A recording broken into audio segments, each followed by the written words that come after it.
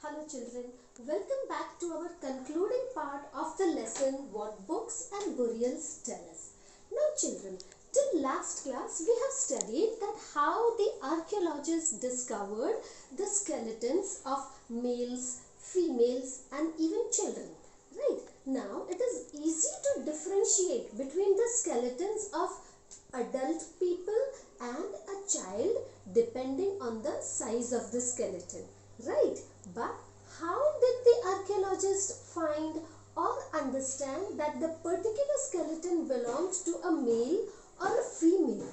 It is very difficult to differentiate from bones, right? Now they could have either identified from the jewelry that was found on the skeletons. The males, they generally don't wear jewelry, and the females, they wear jewelry. This is in today's time. But in those times, even the men they wore the jewelry, like the necklaces, the kadas, the earrings, the headgear and such sort, right? So it is difficult to know whether the skeleton, even with the ornaments, belongs to a male or a female. Then how did they find it out? The way to find this out is from the hip area. The hip area of women is wider or broader than that of the male. Let us see through these pictures over here.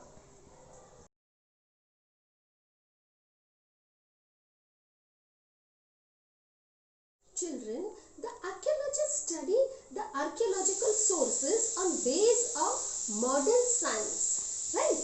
But about 2000 years ago, there was a famous physician sage named Charak.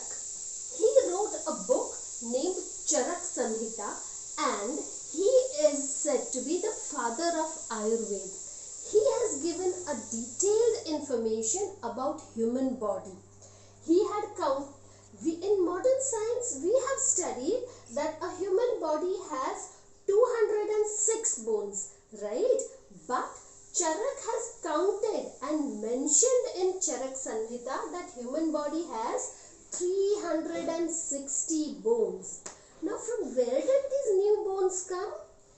Well, Charak counted the teeth, the joints of our body and even the cartilages of the bones and joints as part of our bones and bodies.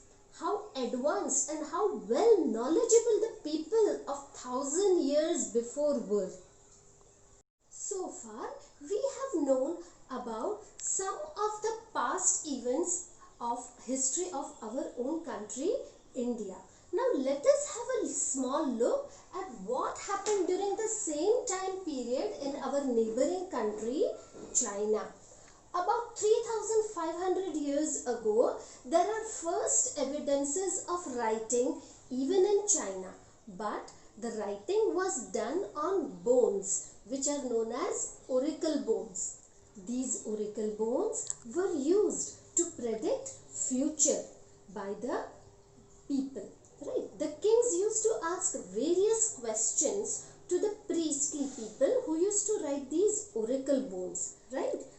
As the astrology is not 100% correct and accurate, so is the condition with oracle bones. Many a times even they made mistakes. The predictions were false at times, right?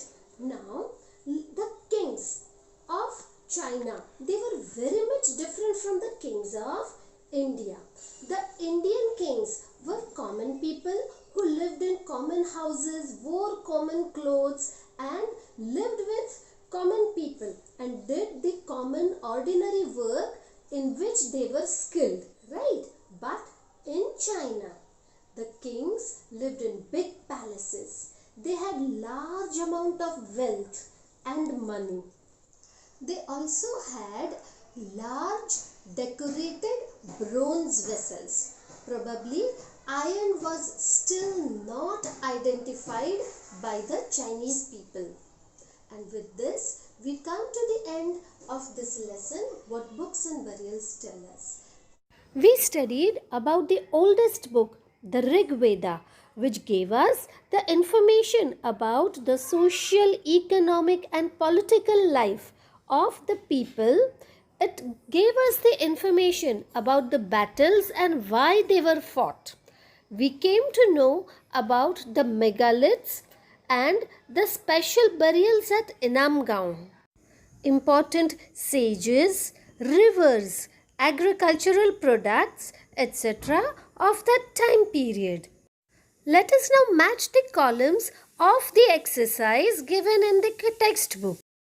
Suktas are the well said, chariots were used in battles, yagnas means the sacrifices, dasas the slaves, and megalith are the stone boulders. Students, please mark these columns in your textbooks. Thank you.